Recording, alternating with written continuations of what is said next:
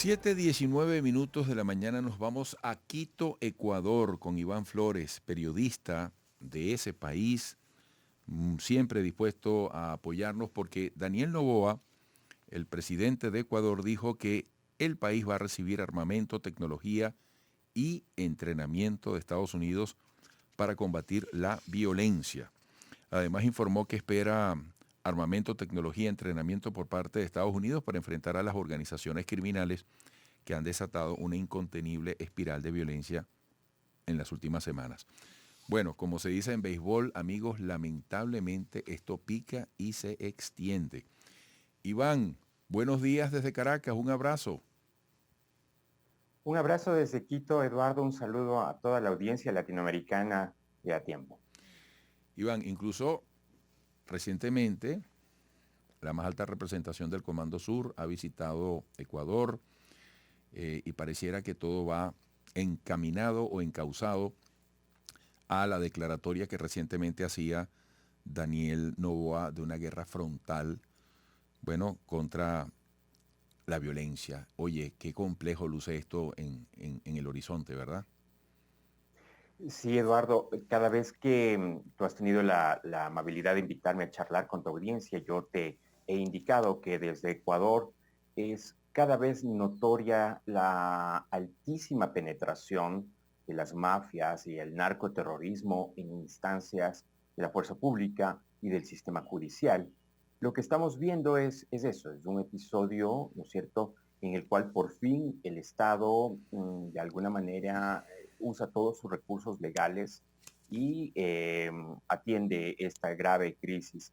Hasta el momento hay cerca de 2.570 personas detenidas, a las cuales en su amplia mayoría se las va a procesar por terrorismo. De hecho, el presidente Noboa, cuando inició toda esta emergencia, identificó a 22 grupos mafiosos como grupos terroristas. Y esto implica que estas personas que cometen estos atentados pueden pagar penas entre 10 y 24 años. Y la frase que tú utilizaste al inicio, Eduardo, es clarísima. Lo que pica y se extiende necesita respuestas de bloque, necesita respuestas regionales.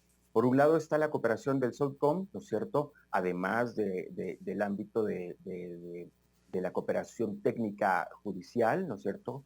Y por otro lado también hay la iniciativa de crear niveles mayores y más expeditos de cooperación investigativa en el ámbito del área andina.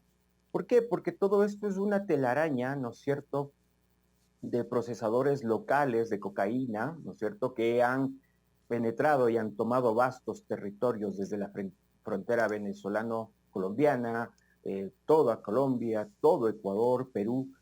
Y el tema de las drogas, creo yo, Eduardo, necesita entre varias aristas dos. Una, un serio debate sobre la despenalización de algunas drogas, despenalización, no desregularización.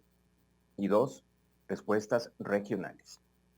A propósito, fíjate qué coincidencia, porque yo te escucho y digo, ajá, algo de tanto volumen, de tanta dimensión, ¿qué repercusión puede tener desde el territorio ecuatoriano hacia afuera?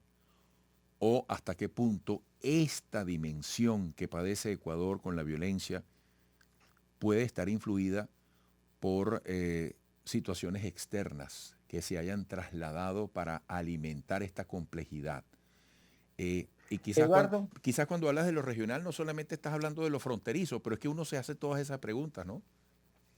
claro que sí. Cuando digo respuestas regionales es precisamente tener niveles de coordinación, por ejemplo, entre policías del área andina. Porque, por poner un ejemplo muy concreto, uno de los más avesados criminales de Ecuador, Adolfo Macías, alias Fito, que fugó, se presume que en Navidad del año anterior fugó de la cárcel, una de las cárceles de máxima seguridad del país, está en camino o hacia Colombia o hacia Bolivia. Esas son las dos hipótesis que la Ujú, inteligencia policial y militar maneja. ujú. Entonces, por eso te decía, son necesarias respuestas regionales en el ámbito no solamente de la reacción policial, sino también de las políticas que son necesarias para hacer frente a economías de escala.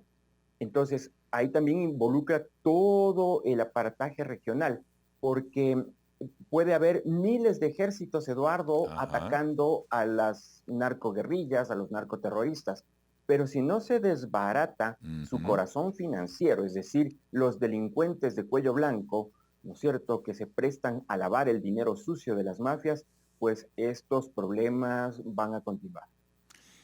Hablabas de 22.000 detenciones, 22 grupos. Oye, desde el punto de vista incluso cuantitativo, hay otro problema allí.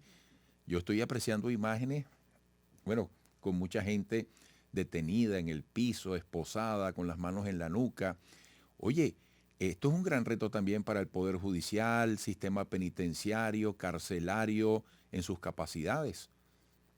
Sí, Eduardo, una precisión. Son 22 grupos delictivos que han sido declarados como grupos terroristas. Ujú. Y dos, hasta el fin de semana anterior, para ser exactos, la cifra de detenidos era de 2.568. Ah, yo entendí 22.000. 2.568. Ah, Sí, pero, pero sí hay una cifra que para mí es muy alarmante. Dentro de mis estimaciones, en función de mis reporterías y de mi trabajo de investigación, yo estimo que no menos de 30.000 personas, y quizá mi cifra es muy conservadora, pero no menos de 30.000 personas están vinculadas a las bandas delictivas, ¿no es cierto?, que tienen cooptados amplios territorios del país, que tienen cooptados a malos servidores de la policía y de las Fuerzas Armadas. Y lo más grave, Eduardo, es que tienen cooptados a muchos malos servidores judiciales. caray. Hace unas 2, 3 semanas en el país estalló el caso Metástasis, que es uno de los casos más importantes que sigue la Fiscalía de Ecuador y en el cual se muestran con claridad meridiana las vinculaciones de las narcomafias con niveles de la política ecuatoriana. Y ellos obviamente prometieron venganza, que las venganzas serán contundentes, etcétera, etcétera, y eso es lo que estamos viendo. Hoy, por lo pronto, Eduardo, pareciera que la calma retorna lentamente al país porque de hecho hoy los estudiantes de escuelas y colegios vuelven a clases. Estas semanas los chicos han estado en clases virtuales para poder minimizar al máximo cualquier riesgo de alguna acción terrorista en el país. Bueno, Iván, gracias por tu disposición, por la plenitud, por la riqueza de tu reporte y seguimos, por supuesto, muy interesados en la profundidad que describe sobre esta crisis en Ecuador, porque hay tantas cosas de qué hablar.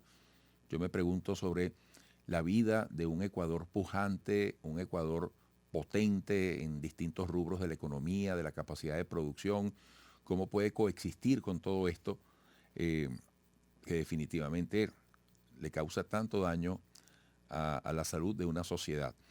Iván, te agradezco mucho. Un abrazo en la distancia. Saludos a Ecuador, a donde llegamos también a través de la pantalla de DirecTV. Abrazos, Eduardo, abrazos a toda la audiencia de A Tiempo. Iván Flores, periodista ecuatoriano desde Quito. Volveremos.